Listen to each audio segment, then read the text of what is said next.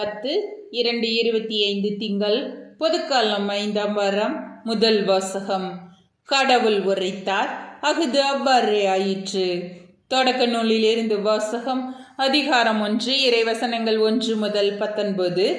தொடக்கத்தில் கடவுள் விண்ணுலகையும் மண்ணுலகையும் படைத்த பொழுது மண்ணுலகு உருவற்று வெறுமையாக இருந்தது. ஆழத்தின் மீது இருள் பரவி இருந்தது. நீர்த்திரளின் மேல் கடவுளின் ஆவி அசைந்தாடி கொண்டிருந்தது. அப்பொழுது கடவுள் ஒளி தோன்றுக என்றார். ஒளி தோன்றிற்று. கடவுள் ஒளி நல்லது என்று கண்டார். கடவுள் ஒளியையும் இருளையும் வெவ்வேறாக பிரித்தார். கடவுள் ஒளிக்கு பகல் என்றும் இருளுக்கு இரவு என்றும் பெயரிட்டார். மாலையும் காலையும் நிறைவுற்று முதல் நாள் முடிந்தது. அப்பொழுது கடவுள் நீர்த்திரளுக்கு இடையில் வானம் தோன்றுக, அது நீரினின்று நீரை பிரிக்கட்டும் என்றார்.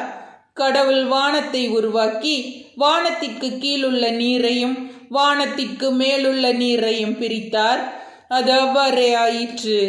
கடவுள் வானத்திற்கு விண்ணுலகம் என்று பெயரிட்டார். மாலையும் காலையும் நிறைவுற்று 2ஆம் நாள் முடிந்தது. அப்பொழுது கடவுள் விண்ணுலகுக்கு கீழுள்ள நீர் எல்லாம் ஓரிடத்தில் ஒன்று சேர உலர்ந்த தரை தோன்றுக என்றார். அது அவ்வாறே ஆயிற்று. கடவுள் உலர்ந்த தரைக்கு நிலம் என்றும் ஒன்று திரண்ட நீருக்கு கடல் என்றும் பெயரிட்டார்.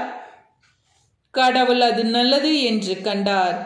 அப்பொழுது கடவுள் புட்பூண்டுகளையும் விதை தரும் செடிகளையும் கனி தரும் பல மரங்களையும் அந்தந்த இனத்தின்படியே நிலம் விளைவிக்கட்டும் என்றார். அது அவ்வாறே ஆயிற்று. புட்பூண்டுகளையும் விதையை பிறப்பிக்கும் செடிகளையும் கனி தரும் மரங்களையும் அந்தந்த இனத்தின்படி நிலம் விளைவித்தது. கடவுள் அது நல்லது என்று கண்டார். மாலையும் காலையும் நிறைவுற்று 3ஆம் நாள் முடிந்தது. அப்பொழுது கடவுள் பகலையும் இரவையும் வெவ்வேறாக பிரிப்பதற்கு காலங்கள், நாள்கள், ஆண்டுகள் ஆகியவற்றை குறிப்பதற்கும் விண்விரிவின் ஒளி பிளம்புகள் தோன்றுக, அவை மண்ணுலகிற்கு ஒளி தர விண்விரிவின் ஒளி பிளம்புகளாக இருக்கட்டும் என்றார். அது அவ்வாறே ஆயிற்று. கடவுள் 2 பெரும் ஒளி பிளம்புகளை உருவாக்கினார்.